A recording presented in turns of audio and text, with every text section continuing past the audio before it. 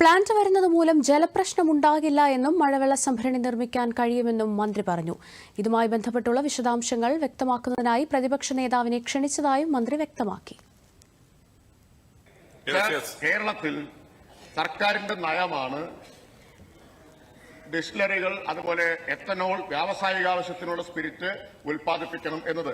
കൂടുതൽ സംരംഭകർ വന്നാൽ മറ്റ് സ്ഥലങ്ങളിലും അപേക്ഷ ആയിട്ട് കൂടുതൽ സംരംഭകർ വന്നാൽ അതും പരിഗണിക്കും, അതും നിയമാനുസൃതം പരിഗണിക്കും. ഞാൻ നേരത്തെ തന്നെ വ്യക്തമാക്കിയിരുന്നു, കർണാടകയിൽ നിന്ന് ചില കമ്പനികളുടെ പേര് കേട്ടല്ലോ.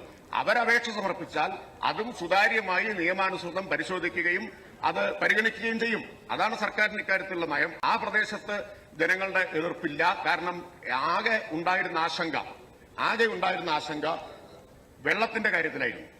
മലമ്പുഴ ഡാമിൽ നിന്ന് ഇതിന് വേണ്ടിവരുന്ന വെള്ളം പൂർണ്ണമായിട്ട് ആവശ്യം വരില്ല. ഈ പ്ലാന്റ് പൂർണ്ണതോതിൽ പ്രവർത്തിക്കാൻ തുടങ്ങിയാൽ 5 ലക്ഷം ലിറ്ററാണ് പ്രതിദിനം ആവശ്യമായിട്ട് വരിക.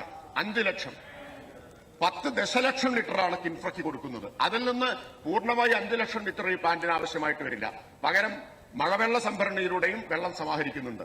സർ, അന്നൊരു ആശങ്ക സൃഷ്ടിക്കപ്പെട്ടത് മഴനിഴൽ പ്രദേശത്ത് മഴവെള്ള സംഭരണം സാധ്യമല്ല എന്നൊരു വാദം ബഹുമാനായിട്ടുള്ള മുൻ പ്രതിപക്ഷ നേതാവ് ഉയർത്തി. അദ്ദേഹം ചിരിക്കുന്നുണ്ട്, അതോർത്തായിരിക്കും ഇപ്പൊ ചിരിക്കുന്നതെന്നാണ് ഞാൻ വിചാരിക്കുന്നത്.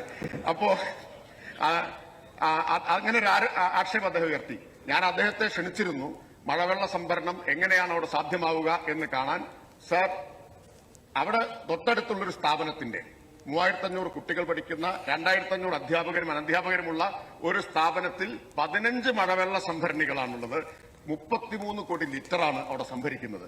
അങ്ങ് വന്നിരുന്നെങ്കിൽ നമുക്ക് ഒരുമിച്ച് പോയി കാണാമായിരുന്നു. അങ്ങ് തെറ്റിദ്ധാരണ കൊണ്ട് പറഞ്ഞതായിരിക്കും, അങ്ങ് ഒരു ദുരുദ്ദേശമുള്ള ആളല്ല എന്ന് നന്നായിട്ട് അറിയാം. തെറ്റിദ്ധാരണ കൊണ്ട് അങ്ങ് പറഞ്ഞതായിരിക്കും. നമുക്ക് ആ തെറ്റിദ്ധാരണ നീക്കാനുള്ള ഒരു അവസരമായിരുന്നു, അത് നഷ്ടപ്പെടുത്തി എന്ന് മാത്രമേ എനിക്ക് പറയാനുള്ളൂ.